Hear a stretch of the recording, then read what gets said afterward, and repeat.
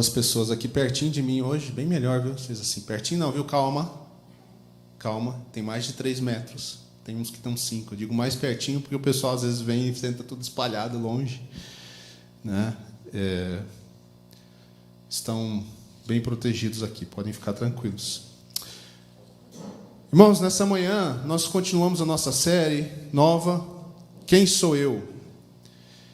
E tenho orado para que essa série desperte em nós algumas coisas essenciais. Mas antes disso, queria fazer um comentário, uma impressão minha durante o louvor, não impressão dos céus, uma impressão prática. Que talvez seja o caso de alguns que estão nos assistindo. Às vezes, quando nós estamos em adoração e nós temos períodos sem palavras, né, nós valorizamos um pouco no nosso estilo de adoração também, não falar demais entre as músicas, ser o menos invasivo na sua adoração, oferecer a você esse caminho de adoração através das canções. Mas foi uma coisa que me passou na cabeça ao final, que muitas vezes as pessoas ainda não sabem o que fazer quando não tem alguém cantando aqui na frente. Então eu só queria reforçar, esse é aquele tempo que você pode aumentar em adoração as suas palavras, né? Você pode aumentar a sua devoção ali, a sua introspecção em relação ao Senhor, né? Você pode fechar seus olhos, você pode estar orando baixinho. Eu estendi aqui um pouco mais no final hoje, por exemplo, porque eu estava ouvindo as pessoas orarem ainda e adorarem. Enquanto tiver a gente orando, eu fico tocando. Uma hora tem que cortar, mas eu vou levando, porque esse é o propósito. É que nós, como igreja, estejamos adorando. Não é que uma banda toque, que um grupo ministre. Nós não acreditamos em ministrar louvor nesse sentido. Eu não ministro louvor a vocês, ninguém aqui faz isso. Nós louvamos junto com você, nós queremos facilitar o caminho, queremos ir um pouquinho na frente, na medida suficiente para você conseguir acompanhar. Mas nesses momentos, onde os instrumentos se acalmam, onde não há alguém liderando ali a voz, onde o canto, talvez o backing vocal foi para trás um pouquinho, só para dar o eco daquela letra, aquela é a sua hora de você colocar as suas palavras, tá bom? Aproveite os momentos de silêncio, comece a orar em voz alta. Quando você estiver aqui, ou se você estiver em sua casa, ore, comece a adorar. Oh Deus, obrigado, Senhor. Ore em línguas, se você ora em línguas. Ore baixinho ali, faça a sua adoração ao Senhor. Aproveite, depois volte junto com as letras, com todo mundo. Aí a gente tem aquela comunhão, aquele vozerão, todos cantando a mesma coisa, em uníssono. Santo, és incomparável, a igreja inteira canta. E aí no silêncio, você diz suas próprias palavras do seu coração ao Senhor. E Ele ama ouvir isso de você. Eu acho que Ele ama mais ouvir isso de você do que ouvir as letras oficiais ali em cima. Ele se contenta com as duas coisas, mas quando você se expressa, quando você tenta se expressar, isso tem um valor, porque é como um pai ouvindo seu filho ou sua filha se manifestando em sua direção. Tá bom? Então, só queria deixar esse incentivo também durante a adoração, até porque daqui a gente não consegue ver como que você está em casa. Infelizmente, talvez, muitas vezes a gente aqui, eu, o Lucas, o Bruno, alguém que estiver dirigindo, a gente cortou vocês em casa, né? Vocês estavam lá adorando, pô, por que os caras pararam a música? Porque a gente não consegue te ver, tá bom? Mas a gente quer incentivar isso aí na sua casa. Seja um adorador da vida e um adorador dedicado nesses tempos com a igreja. Muito bem. Vamos lá, então. Quem sou eu? Hoje é oficialmente o nosso episódio número 1. Semana passada foi o nosso episódio de abertura da série. Quem sou eu? Essa é uma série onde nós vamos ter alguns textos que vão ser fixos, não, e outros que serão trabalhados durante a nossa conversa. Isso porque o assunto geral é o mesmo, e nós vamos detalhar em partes diferentes durante cada episódio. Nós queremos reforçar algumas coisas para que você possa tirar benefício disso e crescer na sua vida com Deus. Ok? Então, vamos começar com 2 textos que nós vamos ler hoje, nós vamos ler semana que vem, talvez vamos ler várias vezes, como uma fonte, né? Um fundamento aqui para a nossa série, para nós termos na nossa cabeça sempre. Abra aí Hebreus capítulo 1, versículo 3. Alguns desses nós, inclusive, lemos semana passada. Hebreus 1, versículo 3 diz: O Filho, Jesus, é o resplendor da glória de Deus e a expressão exata do seu ser, sustentando todas as coisas por sua palavra poderosa. Então aqui a figura que você tem que guardar já de início para nós, e a série toda, é Cristo é a imagem, reflete a glória e é a exata expressão de Deus. Ninguém pode dizer que nunca viu a Deus, porque Cristo veio. Ontem à noite eu estava assistindo com a Bia o filme Em Defesa de Cristo. É um filme sobre um cara que era um cético, chama Lee Strobel, ele é muito conhecido, e conta a jornada dele do ceticismo até a fé. Muito legal de ver, fica a dica aí. E tem tudo a ver com isso, porque é através da própria investigação que esse homem faz, tentando desqualificar o cristianismo e a vida de Cristo, que ele vem a se converter, porque ele não consegue refutar, usando todas as ferramentas, procurando todos os profissionais, médicos, arqueólogos. Ele vai atrás de todo mundo, tentando fazer os caras dizer, realmente não pode, realmente não dá para ser isso, não é muito verdade. E ele não consegue ninguém para desmentir aquilo que está colocado e nós conhecemos. Portanto, olhe para Jesus, ele é a imagem de Deus, ele reflete a Deus. O segundo texto é de Romanos 8:29, que eu quero que vocês guardem, que tem relação com esse assunto. Vamos lá, 8:29. Jogo rápido, hein, gente? 8:29. Pois aqueles que de antemão conheceu, também os predestinou para serem conformes à imagem do seu Filho. Então, primeiro nós vimos o quê? Que Jesus é a imagem exata do ser de Deus. Ele espelha a pessoa de Deus com perfeição, exato, não sobra nada naquilo que nós precisamos conhecer de Deus. E aí ele vem em Romanos, Paulo diz que agora, além deles, Cristo ser a imagem, agora nós vemos que nós fomos criados para expressar a imagem de Cristo. Predestinou para sermos conforme a imagem do seu Filho. Fechou aí a conta? Fechou, né? Cristo espelha com perfeição exata Deus. Podemos conhecer a Deus, ver Deus, quando nós olhamos para Cristo. E aí, agora, nós começamos a perceber que nós precisamos olhar para Cristo, para também restaurarmos a nossa imagem, que foi criada. Nós fomos criados à imagem e semelhança de Deus, a nossa imagem foi comprometida, e agora nós estamos diante de Deus sendo restaurados. Portanto, essas duas bases têm que ficar para nós. A segunda coisa que nós falamos ali no início da série é que tudo isso tem uma relação direta com conhecer a vontade de Deus. E o que acontece, que nós estamos usando aqui para reforçar esse assunto, é que muitas vezes nós queremos saber a vontade de Deus de maneira genérica, né? Sem muito foco. Nós queremos saber a vontade de Deus para decidir pequenas coisas da nossa vida, o que é importante. Mas nós queremos aproveitar esse conteúdo para fazer uma pergunta melhor, que é a pergunta do quem sou eu. Porque nós entendemos pelas Escrituras que quando nós sabemos quem nós somos, e porque nós sabemos o que Deus está fazendo em nós, nós passamos a fazer as coisas a partir dessa identidade. É ou não é? O soldado, ele não tem muita dúvida do que ele tem para fazer quando ele está na função de soldado, porque ele sabe exatamente o que um soldado deve fazer. O médico, quando está numa sala de cirurgia, ele sabe exatamente o que ele precisa fazer. Ele sabe quem ele é. Eu sou um cirurgião cardíaco. O que é esse cara aqui com o joelho aberto? Eu só opero corações. Fica estranho falar um médico, né? Parece que está falando assim, uma coisa espiritual, né? Eu opero corações, né? Transformo corações. Entende isso? Identidade. E nós falamos então que nós queremos olhar para os atributos comunicáveis de Deus, que é aquele que nós podemos participar e, através de conhecer a Deus, conhecer quem nós somos, conhecer a identidade. Por quê? De novo, porque Cristo é a imagem de Deus e nós fomos chamados para espelhar essa imagem de Cristo, refletir. Dallas Willard diz assim: o maior resultado de nós imergirmos no Cristo ressurreto, é uma outra forma de dizer, de realmente olhar para a imagem de Cristo e ter os olhos fixos em Cristo e tentar refletir essa imagem, o maior resultado disso é a transformação do nosso interior à imagem dele. Esse é o processo. na vida do cristão.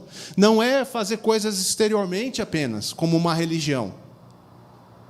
Jesus falava tanto sobre isso, né, que os fariseus tinham a lei certa, eles tinham a orientação certa, mas eles faziam isso somente no exterior, e o coração estava que nem sepulcro caiado.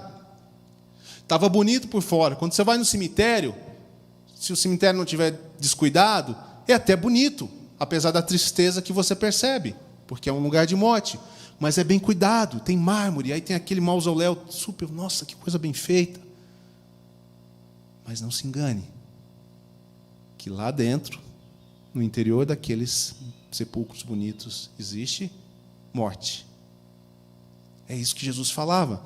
Portanto, essa transformação que Jesus quer operar em nós é para que nós de dentro para fora expressemos. Por isso que é importante o ser mais do que o fazer, porque senão o fazer pode nos levar a uma direção inconveniente. A Bíblia diz também, Deuteronômio 29, 29, você pode anotar e ler depois, que as coisas de Deus são reveladas a nós. Então, às vezes, a gente fica também querendo saber a vontade de Deus em demasiado, como que Ele fosse o nosso consultorzinho para todas as atividades, né? E eu digo isso no seguinte sentido, de você não buscar fazer aquilo que você já sabe da vontade de Deus. Entende a diferença? Tem tanta coisa que está revelado e Deus nos deu.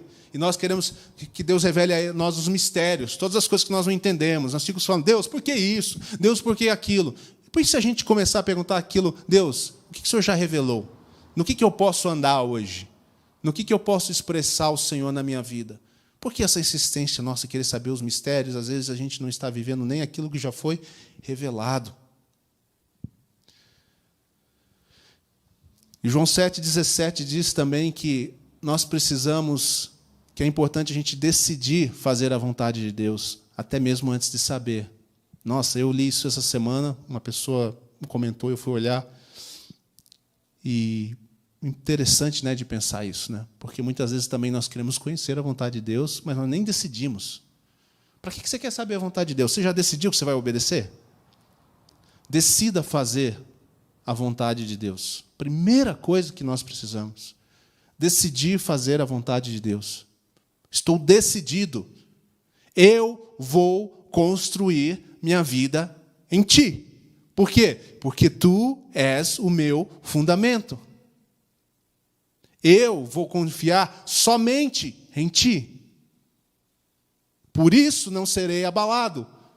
Como diz Paulo, ainda que me roubem a minha vida aqui nessa terra, eu estou garantido em Deus. Esse é o sentido de não ser abalado. Não é o sentido de não enfrentar lutas e dificuldades, porque, inclusive, no processo de Deus formar a imagem dele em você, restaurar a imagem, talvez ele aplique algumas disciplinas à sua vida, para que você cresça e para que você aprenda. Mas é uma decisão, gente, é uma decisão, irmãos, que tem que estar no nosso coração, antes mesmo de saber a vontade de Deus. Por isso nós estamos aqui com essa ideia de olhar para quem nós somos e fazer isso, mais uma vez eu repito, olhando para Jesus, que espelha os atributos de Deus, os quais nós somos chamados a também participar. Ok?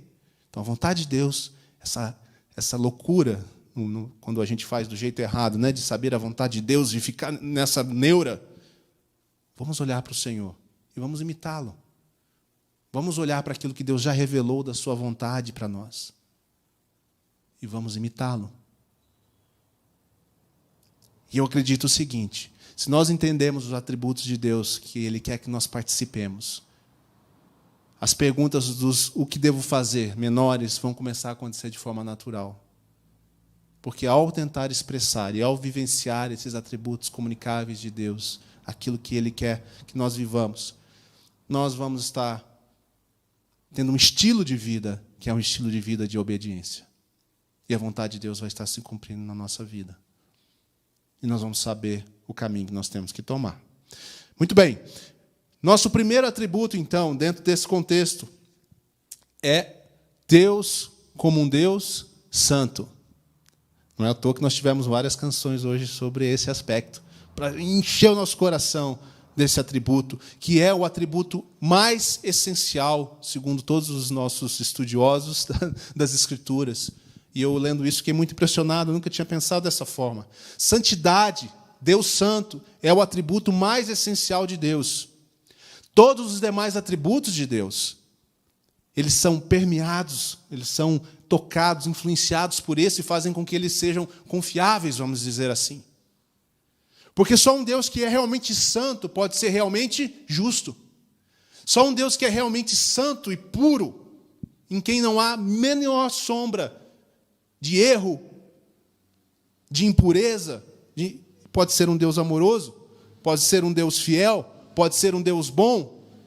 Não há como ser verdadeiramente bom e 100% bom sem ser santo, em primeiro lugar. Não há como ser gracioso e paciente e verdadeiro e sábio sem ser antes santo. Se a santidade de Deus fosse maculada, de alguma forma, todos os outros atributos sofreriam perda, vamos dizer assim. Santidade é o mais importante. Vocês sabiam que a santidade é um aspecto de Deus que nenhum outro Deus do paganismo, da mitologia, sequer jamais trouxe para si? Olha que interessante. É como se nenhum deles tem coragem de dizer, eu sou santo. Só o Deus das Escrituras, lá do Gênesis até o Apocalipse, diz, eu sou santo. E quando ele não diz, as criaturas que estão no céu, os anjos, clamam 24 horas, santo, santo, santo. Deus é santo e ninguém há como Ele. Não há outro como tu. Só tu és santo. Só tu és santo. Uau, isso é um negócio muito louco para mim. Eu nunca tinha pensado nisso. Não há coragem em nenhum outro escrito de nenhum outro Deus da mitologia ou do paganismo ou de qualquer outro pensamento que tenha coragem de dizer, eu sou santo. Deus é confiável em seu amor e sua justiça, porque, antes de tudo, Ele é santo. Lembra aquela nossa conversa sobre amor e justiça, Ju, que a gente falou, acho que na quarta-feira, ou acho que foi quarta-feira no estudo lá? Só podemos confiar no amor e a justiça de Deus, porque Ele é, em primeiro lugar, santo. Portanto, a justiça dEle é confiável. Portanto, o amor dEle não é parcial. Porque a santidade dirige todo o ser de Deus. Santidade aparece mais de 700 vezes no Antigo Testamento. Está lá encharcada no Apocalipse. É um tema muito forte nas Escrituras. Portanto, irmãos, a primeira coisa a aprender aqui, além de que Deus é santo, é que nós nunca devemos valorizar nenhum atributo de Deus mais do que a santidade. Se Deus tem a santidade como o primeiro e mais essencial, e disso flui todos os outros atributos, cuidado para nunca valorizarmos, por exemplo, o amor de Deus, que seja acima da sua santidade. Muitas vezes nós vamos encontrar discursos que falam muito da justiça de Deus, muito do amor de Deus. E é só sobre isso, só esse atributo, que fala, Deus é amor, Deus é amor, Deus é amor. Mas nunca esqueça que o amor dele flui da sua santidade. Flui da sua santidade. Bom, aí impossível falar de santidade sem falar daquilo que é contrário e que não cabe na santidade, que é o pecado. Né? Porque essa é a nossa condição. Eu não vou definir aqui pecado e falar muito tempo sobre o pecado hoje. Meu foco é falar sobre o Senhor e sua santidade. Mas o pecado é basicamente, nesse contexto, a nossa resistência de viver os atributos comunicáveis de Deus e a nossa ganância, a nossa dificuldade de deixar para que os atributos que pertencem a Deus sejam vividos por Deus e vivenciar os atributos que Deus concedeu a nós. Foi isso que aconteceu desde o princípio, com Adão e Eva. Não, nós queremos ser igual a Deus. Espera aí, Adão, espera aí, Eva. Será que não é suficiente para vocês serem a imagem de Deus? Não havia pecado. Gente, Adão e Eva expressavam naquele momento inicial a imagem que Deus está tentando restaurar em nós hoje, pela obra de Cristo. Ele quer nos levar àquela condição inicial de Adão e Eva.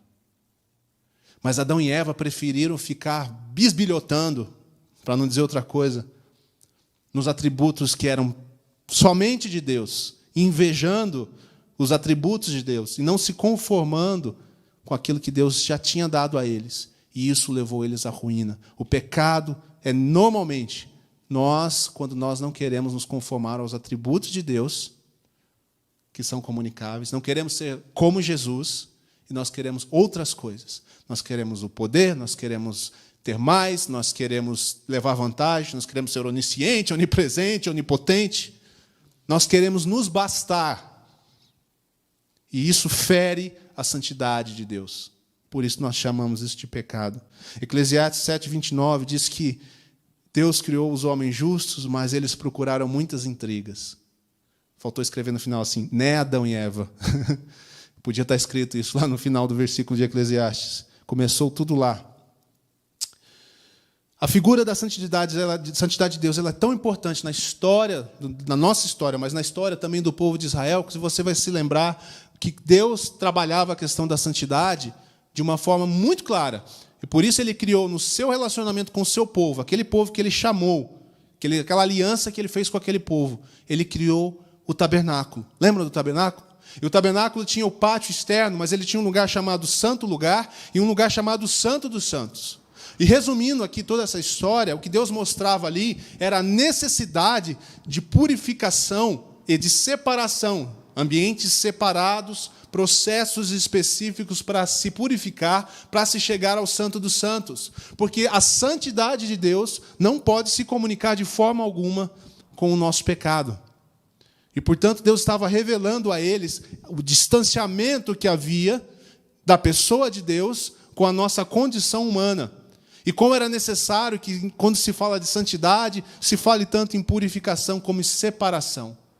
Então, aquele processo ensinava aos israelitas. Os levitas e os sacerdotes, eles estavam ali de forma separada e dedicada ao trabalho de Deus. São figuras que vão revelando para nós, de uma forma mais clara, a questão da santidade. Pureza, derramamento de sangue para que haja perdão de pecados, para que você possa entrar no santo lugar e no Santo dos Santos. Separação de vida. Os sacerdotes eram dedicados, eles não se dedicavam a nenhuma outra tarefa, só ao Senhor. Figuras que você precisa colocar aí na sua mente. E aí nós chegamos no Novo Testamento, onde Deus vai desenvolvendo o ápice dessa questão da santidade. E tem um escritor chamado A.W. Pink, que ele escreveu assim: como odioso para Deus deve ser o pecado, a ponto de castigá-lo até o limite extremo do seu merecimento, quando o imputou sobre seu filho. A santidade de Deus é uma coisa tão importante, e o pecado é uma coisa tão contrária a Deus, que foi necessário o Senhor derramar a sua ira sobre o seu próprio filho, para que houvesse aquele processo do tabernáculo, de uma vez por todas, feito em favor de nós. Para que nós pudéssemos ter de volta a comunhão com Deus. Esse é o preço da comunhão com Deus. O preço do sacrifício do seu filho. No filme que a gente estava vendo ontem, estou lembrando aqui de novo, uma das cenas do filme, a última cartada do cético, tentando provar que o cristianismo era uma farsa, era uma historinha, ele vai até um médico, porque ele tem certeza que o médico vai dizer para ele que talvez Jesus nem morreu, por isso ele, portanto, não precisava ressuscitar. E cada um dos argumentos dele, o médico vai falando: olha, não tem como não morrer nesse processo que Jesus passou. O castigo foi até o limite. Não há como sobreviver. Todas as evidências mostram que ninguém suportaria aquele processo descrito nas Escrituras e ficaria vivo. Não há como, medicamente. Ele até usa a expressão, a medicina moderna confirma.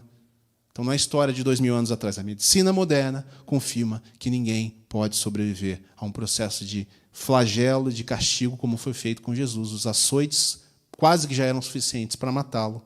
E todo o processo na cruz. Ninguém sobrevive àquilo. E quando o lado de Jesus é rasgado, e água e sangue saem, os médicos sabem hoje que aquilo lá é uma falência, que não tem como alguém fazer um falso daquilo, ou se enganar com aquela situação. Muito bem, temos então a santidade de Deus, a grandeza da santidade, a influência da santidade em tudo que Deus faz. Nós temos a condição do homem de pecado, e aqui nós entendemos que Cristo é a saída, Cristo é o nosso alvo. Ele nos traz o caminho para que nós sejamos aceitos e possamos caminhar nessa plenitude. Vamos dar uma olhadinha em 1 Pedro, capítulo 2, só para você ver o que Pedro fala sobre essa situação. 1 Pedro 2, 21, diz assim: para isso vocês foram chamados, pois também Cristo sofreu no lugar de vocês, deixando-lhes exemplo para que sigam os seus passos. Então, nós conhecemos agora a santidade de Deus, ela é revelada nas Escrituras. O tabernáculo fala desse processo. Na cruz, nós vemos Cristo resolvendo esse buraco, essa separação do homem, a necessidade de sacrifícios contínuos, para que nós pudéssemos ter acesso a Deus. E agora Jesus diz: eu tomei o seu lugar, e agora vocês têm exemplo para seguir. Então, isso responde a nossa última pergunta aqui de hoje, que é: o que isso tem a ver comigo? O que é que isso tem a ver comigo? O que acontece, conforme 1 Pedro 2,9, é que Cristo está formando uma nação santa. Uma nação santa. A obra de Cristo, a santidade que nós buscamos, a santidade de Deus, ela é aplicada sobre a minha vida e a sua vida através de Cristo. Não é o que nós vamos fazer daqui para frente que vai fazer a gente ficar santo. Por isso, quem eu sou é importante. É saber que através de Cristo me foi imputado, me foi dado uma santidade que eu não poderia construir por mim mesmo. Ao mesmo tempo, a santidade é um processo, é uma caminhada que Deus nos chama a cumprir. Andar em santidade. Então tem que lembrar dessas duas coisas. Aquilo que nós fomos feitos santos em Cristo. Vamos ler Hebreus 10:10. Eu preciso que nós leiamos as Escrituras hoje, mais do que normalmente aqui até, para que você saiba pelas Escrituras. Hebreus 10:10 diz: pelo cumprimento dessa vontade fomos santificados. Pela vontade de Deus em Cristo. O capítulo 10 tem o título: o sacrifício de Cristo é definitivo. Pela vontade, pelo cumprimento da vontade de Deus, fomos santificados por meio do sacrifício do corpo de Jesus Cristo, oferecido uma vez por todas. Santidade nos foi imputada. A segunda coisa é que, a partir dessa nova vida, sabendo quem eu sou, que eu sou santo em Deus, eu não me acomodo e me relaxo na minha vida cristã e vou levando ela de qualquer jeito, mas eu sou chamado a desenvolver a santificação na minha vida. Então, precisa ficar claro esses dois processos. Vamos ler agora Pedro de novo, capítulo 1, versículo 14 até 16. Pedro, capítulo 1. Nossa, como está arriscado aqui. Pedro, capítulo 1. Está até difícil de achar. 1 Pedro, capítulo 1, 14 e 16. Diz assim, versículo 14: como filhos obedientes, lembra lá do começo? Eu decido fazer a vontade de Deus, mesmo antes de entrar de perguntar qual é a vontade de Deus, que parece, super espiritual, só quero fazer a vontade de Deus. Você já decidiu fazer a vontade de Deus? Ele diz: como filhos obedientes, não se deixem amoldar pelos maus desejos de outrora. Antes de vocês serem imputados santidade, receberem a Cristo, não se deixem amoldar pelos comportamentos e os desejos de outrora, quando vocês viviam na ignorância. 15 diz: mas assim como é santo, da mesma forma que é santo aquele que te chamou, Jesus ou Deus, sejam santos vocês também em tudo o que fizerem. Portanto, se eu sou santo, porque Cristo me deu essa santidade, eu vou começar a exercer santidade na minha vida. E se eu tiver essa busca, tudo que eu fizer, eu vou aplicar essa santidade, vou buscar aplicar essa santidade. E vejam como que aí, não é que a pergunta de o que eu devo fazer não é tão importante, mas agora ela parte do que eu sou. E eu já penso que santidade é importante em tudo que eu faço. Sejam santos também em tudo que fizerem, pois está escrito: sejam santos, porque eu sou santo. Isso aqui é uma referência de Deuteronômio e de Levítico, se não me engano, capítulo 11. Já está lá no início da formação do povo de Deus. Deus já dizia lá: eu sou o Deus santo. Sejam santos como o meu povo. Andem em pureza, andem em caráter, andem em ética, andem em tudo que uma santidade reflete, ande em consagração e separação. Vocês são um povo santo, separado, nação santa, eleita para mim. 1 Tessalonicenses, mais um texto aqui. A gente não fala todo dia de santidade, né? Tem que aproveitar, gente. Vai, Tessalonicenses. Cadê você? 1 Tessalonicenses, capítulo 4, versículo 3. Leia todo do 3 ao 7 em casa, tá bom? Na semana. Eu vou ler o 3 e o 7 só para abrir e fechar o conteúdo. A vontade de Deus é que vocês sejam santificados. Essa aqui era aquela parte que a gente poderia fazer a pedagogia típica de igreja, né? Repitam comigo. A vontade de Deus é que vocês sejam santificados. Digam, santificados. Ninguém gosta muito disso, né? Mas é a verdade. Você precisa saber. Sejam santificados. E o 7 diz, porque Deus não nos chamou para a impureza, mas para a santidade. Repita comigo. Deus me chamou para a santidade. Agora você tem que descobrir como aplicar isso na sua vida. Aqui nós estamos dando o ponto de partida hoje. Quem eu sou? Eu sou chamado a espelhar Cristo. Qual é o atributo de Cristo que eu preciso espelhar? Um deles, número 1, santidade. Sede santos, como eu sou santo. Se você ler o texto aqui de Tessalonicenses, você vai ver que não é só questão de sexualidade, que normalmente a gente atribui a santidade. Ai, que impureza, porque o cara tem uma vida assim. Não é só isso. A santidade é em tudo. Como assim a santidade influencia o caráter de Deus em tudo que Ele é também na nossa vida. Jerry Bridges diz o seguinte, já estamos indo para o final, pessoal, me aguentem mais um pouquinho. A salvação verdadeira, ele diz, traz consigo o desejo de se fazer santo. Isso aqui é aquelas frases que eu gosto, que servem para nós como termômetro. Se não há na sua vida um desejo de ser santo, você fica bem à vontade para questionar a sua salvação. Pode questionar, não tem problema. É saudável que você questione a sua salvação. Através da Bíblia, não através dos seus sentimentos, ok? Eu acho que eu não sou salvo. Por quê? Porque eu não sinto. Meu irmão, se você for entender do que você se sente, você está perdido. Você tem que confiar em Deus. Então, o que a palavra diz sobre quem recebe a Cristo? É feito filho de Deus, então creia. Agora, busque ao Senhor. Aquele que experimentou uma salvação verdadeira deseja ser santo como Ele é. Venha como está, não fique como está. Se aproxime do Senhor e peça para Ele mudança.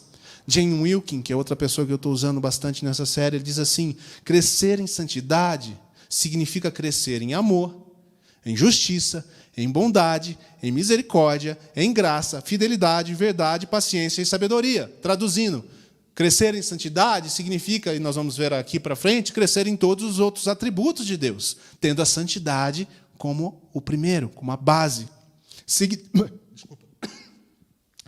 Significa aprender. Vamos lá. Crescer em santidade significa também aprender a pensar, falar e agir como Cristo, a toda hora e em todos os dias que Deus nos concede caminhar sobre a terra. Está claro isso? Significa trazer a santificação recebida em Cristo para a vida prática. Significa ser. Significa ser, mais do que fazer. Você pode passar uma prática de vida para uma pessoa que nem conhece o Senhor e ela gostar, ela praticar, mas ela não é santa. E parece tão arrogante, talvez, né, para nós dizermos assim, eu sou santo. Enche o peito aí e fala, eu sou santo. Você pode falar isso, se você entende que você é santo, porque Cristo habita em você, e Ele está trabalhando, garantindo essa santificação para você, para a eternidade. Para que você possa estar num relacionamento com Deus agora e possa estar na presença de Deus para sempre.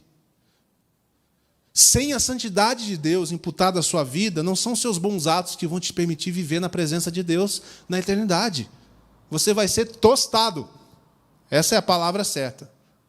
No primeiro segundo que Deus se apresentar a você, como Ele realmente é, com todos os seus atributos, e com a sua santidade, você seria consumido imediatamente. Mas por causa de Cristo e da santidade que Ele nos imputa, que Ele coloca sobre nós, em nós, e a transformação que Ele vai realizar em nós, nós poderemos caminhar com Deus na sua presença. Portanto, gente, agora é aquela hora onde a gente tem que pensar, o que esse atributo de Deus fala com relação à minha vida? Aí é com você e com o Espírito Santo. Como é que você e eu podemos espelhar melhor esse atributo da santidade? Como é que nós podemos ser mais do que fazer apenas? Ser. Tem uma forma boa de nós percebermos isso. Será que santidade tem sido um tema das nossas orações a Deus? Essa é uma boa forma. Se é tão importante, se é tão essencial.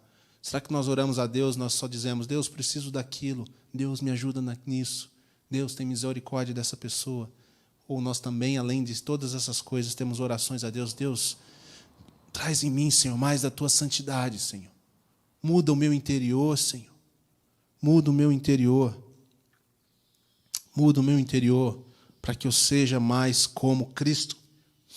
Eu quero ser como Cristo.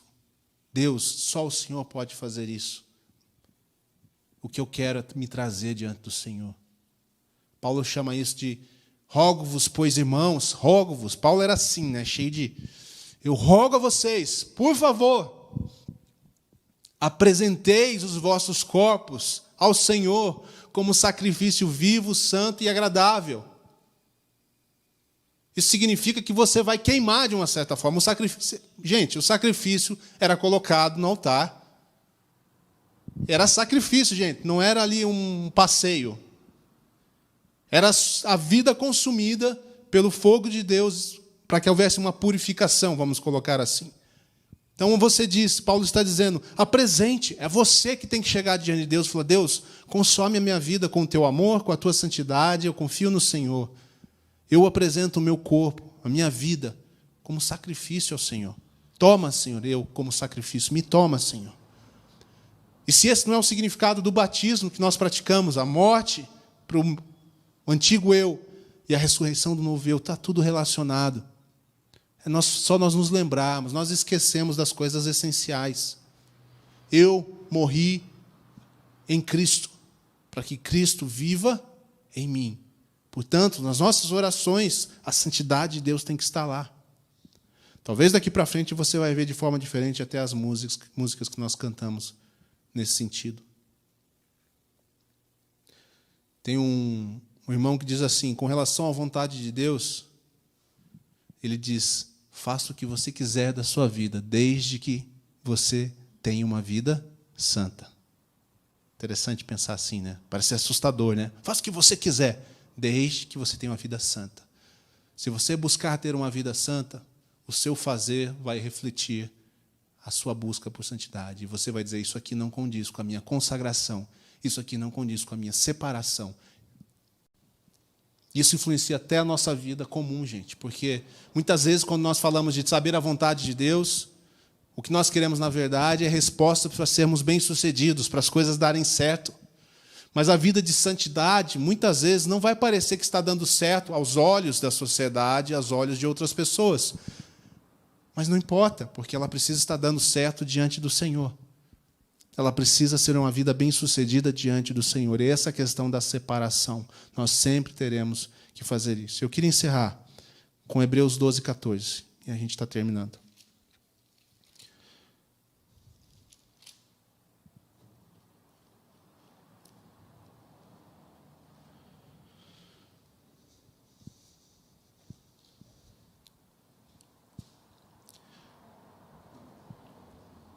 Só para vocês guardarem um texto. Hebreus capítulo 12, versículo 14, diz assim, esforcem-se para viver em paz com todos e para serem santos. Esforcem-se. Sem santidade, ninguém verá o Senhor. Vou repetir. Esforcem-se para serem santos. Sem santidade, ninguém verá o Senhor. Eu acredito que Deus quer fazer uma restauração na vida de muitos de nós e de nós como igreja. Não só aqui nessa igreja, em muitas igrejas. E talvez uma das coisas que nós precisamos começar a restaurar é uma caminhada de santidade, de verdadeira consagração, separação no interior. Não é separação para os outros verem, simplesmente. Separação no interior, para que nós possamos ver a Deus. Aqui o texto é no sentido de ver o Senhor como um todo, como nós falamos antes, mas que nós possamos, às vezes nós queremos ver mais o Senhor, né? Nós cantamos, queremos ver a tua face, revela a tua face. Mas nós precisamos começar a buscar essa caminhada de santidade, ter essa consciência. E aí sim, ter coragem, confiança, que a carta de Hebreus 10, se não me engano, fala, de entrar e se aproximar de Deus, confiantes que não seremos consumidos, como acontecia no Antigo Testamento, por causa da imagem de Cristo sendo formada em nós, que nos dá acesso a Ele. Amém? Amém? Essa é uma palavra desafiadora, essa é uma palavra difícil para todos nós, mas eu acredito que é o ponto de partida.